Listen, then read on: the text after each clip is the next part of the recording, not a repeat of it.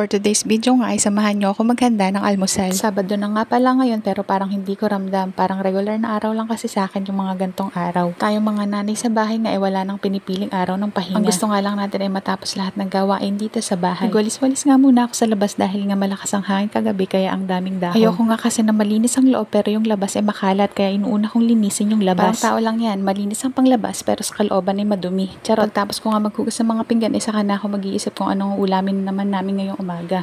Itlog at delata na nga lang ang lulutuin ko. Kayo mga mami, nahihirapan din ba kayo mag-isip kung anong mga lulutuin na taalmusalin tuwing umaga? Ako nga kasi gabi pa lang pinag-iisipan ko na kung ano yung mga lulutuin ko sa umaga. Hindi ko na nga pinoproblema magiging pananghalian namin na uulamin namin ni Sean dahil nga kapag may natira sa umaga, yun na nga lang. Hindi na nga ako masyadong gumagarbo sa mga uulamin dahil nga sa mahal ng bilihin, kailangan natin maging practical at bawal din magsayang. Kung matitira man, yun ang uulamin namin ng pananghalian. Nagisa na nga rin ako ng bawang dyan para nga sa kanin na isasangag ko, natira naman din kagabi. O diba, nakakatipid talaga tayo. Habang magsasangag nga ako, nagtimpla din ako ng kape at gatas namin ni Kuya Sean. Talaga nga namang kape is life. Parang ito na nga yung kakwentuhan ko tuwing umaga. O siya, next time na lang ulit tayo magkwentuhan. Yun lang muna. Salamat!